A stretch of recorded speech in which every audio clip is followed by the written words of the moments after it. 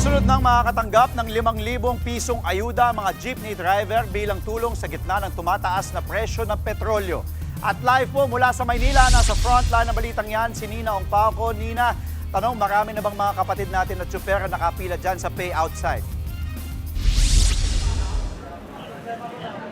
Andre, magandang umaga. Maagang pumila ang mga kapatid nating jeepney drivers dito sa pay outside sa Maynila kung saan makakakuha sila ng 5,000 pisong cash relief assistance mula sa DSWD.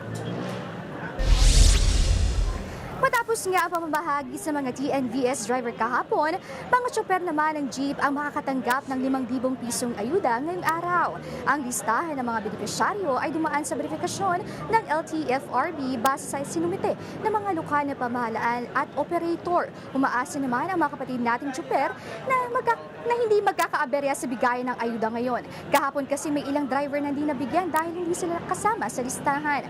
Para sa mga kukuha ng ayuda, paalala sa may schedule at pagkakasunod-sunod base sa apelyido para hindi magkalituhan dito sa pay outside. Kailangan din magdala ng original at photocopy ng inyong lisensya. Para naman sa may reklamo at katanungan, may help desk dito ang DSWD at LTFRB.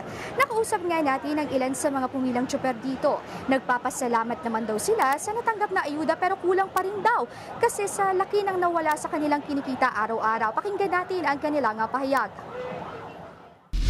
Laki ng kulang kasi sobra kalahatan ng nawalang kita namin. Nagdagdag ko masahe para sa truck. Kaya nagpupiso lang. Ito pong ibinibigay nyo sa amin ayuda po, nakakatulong na rin po kahit papano. Pero sadyang kulang po yan. Kung sa halagang 5,000, pang 10 araw lang po namin yan. Kasi sa mahal ng bilhin ngayon. Saka isa pa, sa biyahe po namin na dati kumikita kami ng 1,000 sa isang araw.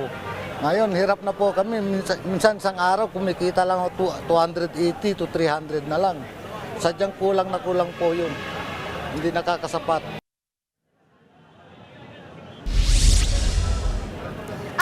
Tuloy-tuloy ang pamamahagi ng cash relief assistance sa mga kapatid nating jeepney drivers. At kung mapapansin nyo sa aking likuran ay nakalatag ang kanya-kanyang mga tolda para hindi mainitan at maarawan ang mga kapatid nating jeepney drivers habang kukuha ng kanilang payout. At kung mapapansin nyo sa aking gawing kanan ay may help desk dito or yung mga kawani ng DSWD kung saan kukuha sila ng kanilang mga payout. At paalala lamang bago pumila dito sa payout o sa desk dito sa DSWD, kailangan may dala silang photocopy ng kanilang driver's license at yung mismong ID ng driver's license para tuloy-tuloy ang pamamahagi ng pagkuha ng kanilang payout. Yan muna ang latest dito sa Kartilya ng Katipunan. Balik sa inyo, Andre.